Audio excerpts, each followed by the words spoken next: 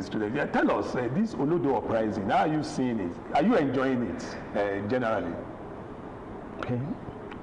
Thank you, sir, and I'm glad to be on here with you this afternoon. With related to the concept and how it has been in general, in my little view, this concept is not just about an education system alone. It's the moral side of the society now. The moral side of the society? Yes, sir. Okay. Because if we look at the instance of how the society embraces now, initially before, students read more hard to pass examination standard. And even if you look at the level of JAM this era now, it's not as it is then. I won't blame the government on the part there because they are trying their own best to make sure the education system does not collapse and is still in line as it's supposed to be. Right. But if you look at the way society embraces education now, it's not as it is before. Everybody then struggle to make pass. It's only education. What about hard work? It's not education alone. Because then, let me land this out. Then, we believe that for you to be an illiterate, you have to have a good cut-off mark and be admitted in the standard university or polytechnic in the education system. But now, it's not. People don't like, let me just go to school. Let me just make the pass. Let me just be there. I'm there in the school, not to fit the standard of what it is expected to be. Come back to society today. Many people now, as students themselves, does not even have the skill of going to study, to that school to study. They only go there to just, let me just feel among, and let me just be connected, and let me just feel among the people who are in the education system. The moral standard I mean there, because if you talk about the word Olodo, Olodo is not just people who are educated. Right. You can still be educated and still be Olodo. Okay. Meaning that they said in the economic standard of a society, the capitalists lead the standard of the economic ways. Okay. But here now, people who are not even educated can still make that standard. If that detergent of making themselves to be what they want to be, that is mindset. So Olodo cannot be someone that is not only in the education sector. It can be anybody in regard to only what you want to be and what you want to, the standard you are setting for yourself. Okay, but recently, YC, the rapper, yes, started this controversy. And they were asking him, they were using different things to define him, you know, like money, the number of cars you have. Is this a healthy development for your generation generally? Sir, if you look at the generation we are now, we're in the Gen Z era, and some people define value in the monetary aspect. Personally, there was a day I was in the hostel with one of my roommates. Someone told me then, Taiwo, why do you like feeding every time? Why can't you just also feel among, make money, and no? Then I look at the person, I want to describe the gender or the whatever you just say. Okay. But the person was like, if you do this thing and you later pass, there is no work out there for you to just, what the rapper said there, because I also check and I make my research about it, he's right in some regard that what the society embraces now is not in the aspect of the education. They only embrace fame over the competency. And now the society embraces what they see. And look at the story of the media. Competency, let's say no, consistency rather, is what they value. When they see you rapidly, they believe you have the value in you, not the people who have the real value. Because value is what defines human to me, not just okay, but defining value these days is about the number of likes, you know, the number of clicks. And you see that if you post something intellectual, there will be fewer clicks. Yes. But if you post something immoral, something in an inanity, many people, millions, will be. So how can we change this as a youth yourself? What do you recommend, sir, that we can change? In this regard, social media is the effect to the cause of this. Because look at the current era now, the media is the spearhead of the growth, right, both academically, financially, morally, even in the aspect of growth of businesses. Because if you only work in the parts of the traditional media, you didn't embrace social media now, you can't go. And what we see online is what we consume. Though some theories in communication embrace consistency. For example, now cognitive theory said what you see is what goes in us. That is what is really happening now. what people see is what they are embracing. So how can we change the narrative? How can we set good examples? What's your advice to government, to parents, to institutions? How can we change good examples? Optics will be better. Yes, there is a state that said catch them young. Right. And if you look at the media now, the youth are people who embrace, who owns the setting of the media. That impact can only be made through the use of social media. Okay. And government can also regulate the use of it, because I know there's some society that the ways at which you use the social media is being regulated. I won't like to mention of those countries. You can mention them. UK has asked that they should under 16s should not use with the social media. Australia too. Yes. Yeah. But for example now, there's under the theory system, some country still embrace that setting. Like for example now, Korea now, there are some things you can import to the society. Okay. So those things, they can also import it in Nigeria. Though we believe that there is freedom of expression, there's freedom of, but at least there should be some standard.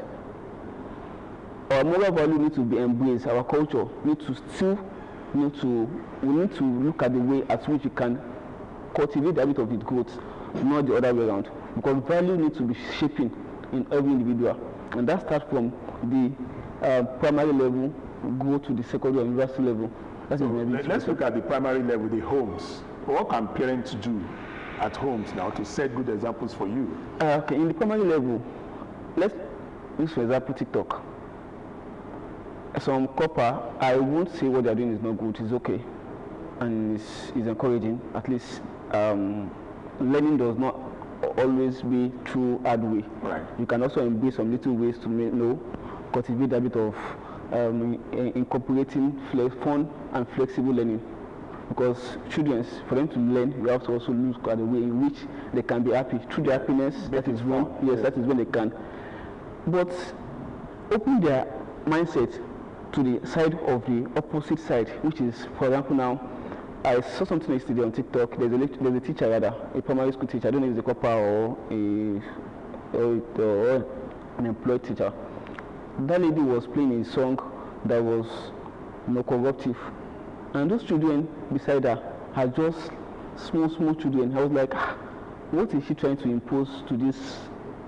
That type of video supposed to be taken down, and the person supposed to be disciplined for that action, because it's not encouraging. Looking at that now, and if those children there start to embrace that now, they won't know that that's come from where the learning environment, not from the home itself. That is a very good point. So what's your advice to our creatives, in terms of the content, musical content, video content and everything? Because this has a way of driving the Olodo Uprising thing. Yes. In the aspect of the creative section, or let's say their field and the world, they are trying their best to impact in their own way. Because now, for you to grow your media handle, they said post everything you do. Those people who are on that setting of that Olodo Uprising, they're also doing their own part to also go. Okay. But the real set of it is that if we can embrace the writing and encourage people who are doing the writing, because for what the previous guest said earlier, a graduate who graduated with a first class in today's economy now does not have the chance of having 1.5 million per salary. And that happened to one of my friends recently. We talk, and the person was telling me, Taiwo, from my friend that even come up with lower and listening, they have been employed.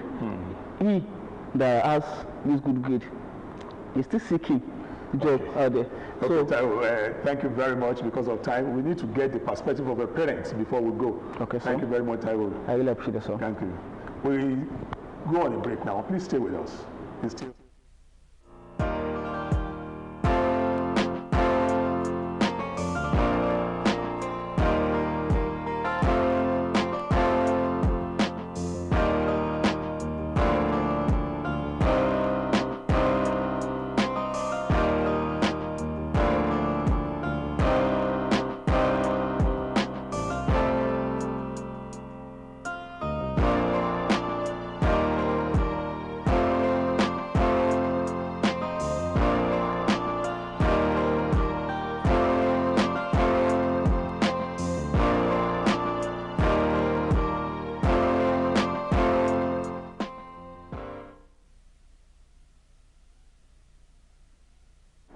welcome back. As we begin to coast home, we have a parent, Mrs. Iyabo Oniyide. Ma, we've been talking about the Olodo uprising. As a parent, what do you think we can do? What guardrails can we put up so that we can, you know, have ennobling things for our young ones?